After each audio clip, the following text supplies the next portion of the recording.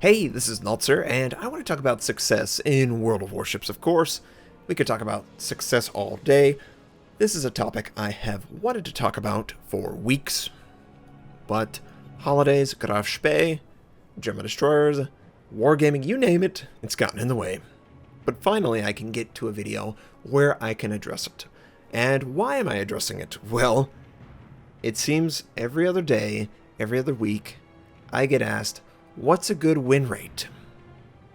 How many kills should I target? What's a good average damage? Does that sound familiar? I also see people who are streamers, YouTubers, you name it. Their measure of success is stats. And I disagree with that. I don't think stats give you the full picture of exactly what's going on. They're helpful, don't get me wrong, but it's just not going to tell you exactly what you need in order to be successful. In World of Warships, I started out doing World of Warships, and I said to myself, this is from the people who made World of Tanks and World of Warplanes, but we're not going to talk about that. Is it going to be successful? Well, what's successful for them is probably that they can make more money than they spend. That's reasonable. I don't know how much more success they need. Some developers have a weird measure of success. I was reading that Tomb Raider 2013, they didn't reach their measure of success. They didn't reach their goal. They rebooted a franchise and they made more money than they spent. That sounds pretty successful to me, and it caused people to come back to it. So even professionals can't really measure their own success correctly. Or maybe they just don't want to hear about small successes. Maybe they only want one large success, and I just can't prescribe to that. If I lived and died on my win rate, I would be a wreck. I can't do that. For me, World of Warships is successful because I've never seen a game quite like it. It seems to be enjoyable. I like how the classes have different strengths and different weaknesses. It feels a lot like a tank, healer, DPS style mechanic, where one is not going to overtake the other. You have to work together, and you have to know where the weaknesses lie to be successful. I like that. I think it's very cool. I'm not someone who was a big Navy person. I, of course, enjoyed it, but I would say that tanks are a little bit more sexy for me. Tanks are really my first love, because I can stand next to a tank. I can get in a tank. They're small. It's an intimate crew. With ships, they're just so large that you almost lose the picture of what's going on, right? And for me, a little bit of ship love comes from science fiction. Star Wars, Star Trek, that sort of thing. So starting out with the game, I didn't really know what to expect. And I used this game to launch my YouTube. I really did enjoy learning how to play it, and I also enjoy teaching others how I succeeded and failed miserably. And that's my main measurement for success for my YouTube and Twitch. Are you improving after viewing the content? That is the most important thing to me. People aren't going to watch content that they're not getting any benefit from. Maybe it's entertainment, maybe they're learning, maybe it's both. That's the goal. I don't cut out the fails because I know you enjoy that. I enjoy that you enjoy that. And I think that's a reasonable way to measure my success for YouTube. If I measured it based on subscribers, you're just not going to be successful. You can't look at that. As much as you really want to, same with Twitch, you really need to see if you're improving. If people are coming and they're being nice to you. You know, kindness, people aren't going to be kind to people just because. They're not going to go out of their way to give you a Christmas gift or say thank you just because you've done something for them. You've improved something in their life. And that is definitely one of my main measurements in success. So, now that we've talked about YouTube success, what's World of Warships success? Win rate? Average damage? Kills? I don't really care about that. For me, success is moment to moment. Did I perform my function? If I'm a destroyer, cruiser, battleship, aircraft carrier even? Did I help my team? Are there more people alive because I was participating in the battle scenario than if I wasn't? That's really the most important things to me.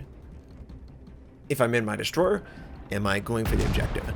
Did I protect myself enough so I can continue to help the team by countering the enemy destroyers, using my smoke, sending torpedoes against the battleships, scouting? If I throw my ship away for the objective, I'm not helping anyone. So, play the objective game. Don't overextend. I also seek and destroy enemy destroyers that might be isolated. Take out any battleships with torpedoes. Protect from the inevitable smoke clouds. They hide a lot of terror, right? Just make sure that your teammates can address one, maybe two problems to the best of their capabilities. You'll find that your teammates will be more successful. You will have more success. And it really has worked very well for me as a destroyer. Now, you could incorporate different things. Soviet destroyers really can't play the objective as much as you would like, but you can harass more. The enemy can fire on you. If the enemy fires on you, that's a salvo that was meant for someone else. It's much easier as a Soviet destroyer to avoid the shot at your max range than it is for a battleship or a cruiser on your team. I love it when people give me attention. I have worked so hard, I've played so long to be able to think through every possibility. And I know that YouTube and Twitch are very helpful. There's a lot of great content out there to really inform you, give you a chance to experience a moment that maybe you have never experienced before. Maybe you have never sailed directly at a torpedo boat sending torpedoes, right? I have, and I know to break. I know to not be indecisive. I have to just feel that the player is going to use torpedoes when he feels like he has the best chance for them to hit. Now you've seen it, you can practice it and succeed with that information. And it definitely is success. I've already succeeded. I performed something that I really enjoyed doing this game. Going after those destroyers. Yes, do I want more success? Absolutely.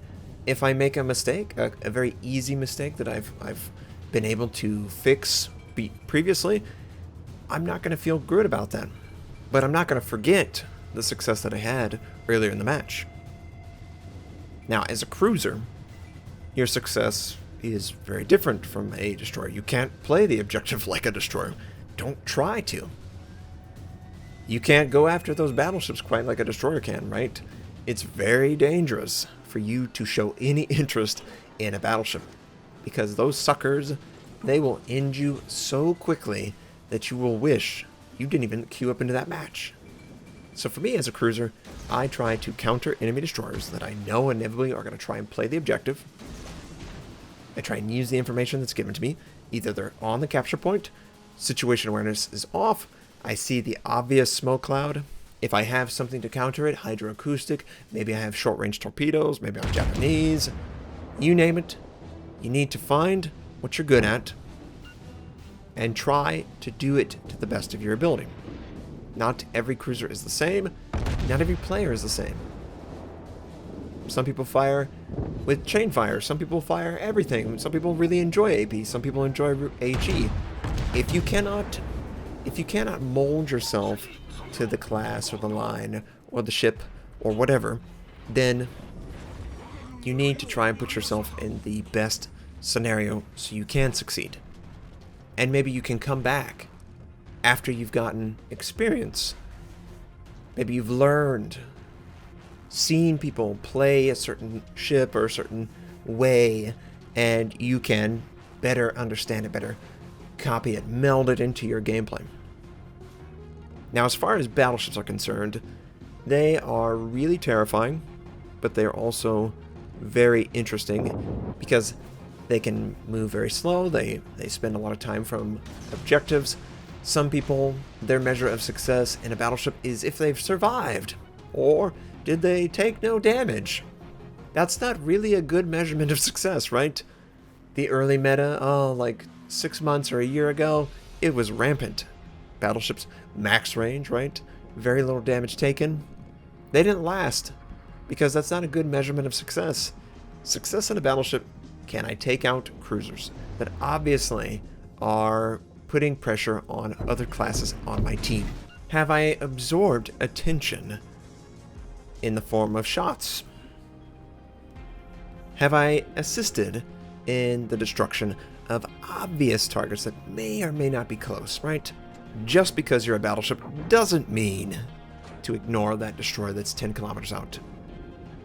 But Notser, I can't hit that shot. That's okay. You need to try and do your best. There's nothing wrong with doing your best. Trying to do your best even. But don't act like, the problem is going to be fixed without my input. You know what I found? It's not really going to be fixed without your input. Take charge. If you have the capability, don't pass that up. I remember long ago the battleships would just completely ignore destroyers. They're not my problem. That certainly is not the case anymore. There are so many battleships that are very, very attentive to kill you if you get close. Now, aircraft carriers are interesting for me. I can relate to players who don't want to play aircraft carriers in the current design because I don't enjoy them. I am frustrated whenever I queue up. Therefore, in my opinion, I can't be successful.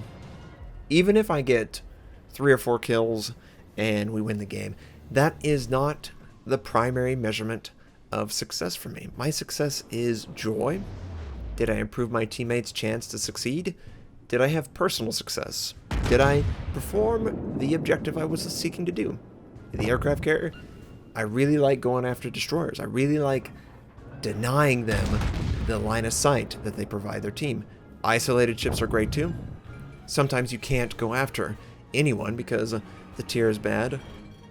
You've got to find some measurement, be it block the enemy aircraft carrier from being successful, helping your team with line of sight. That can be a really, really effective way to be successful in a game where you're just not finding it as an aircraft carrier. Unfortunately, right now, the game really doesn't reward that level of play, but I bet you they're going to move more towards spotting, giving a noticeable reward benefit for the team, and whenever they improve the UI, I'll be there. I will be there, trying to teach you, show you how bad or how good you can be in an aircraft carrier. So there are going to be people who go, I already knew this. I'm already successful. This is really for you. This is for people who come to me. They ask me questions about their win rate. Are they a good player?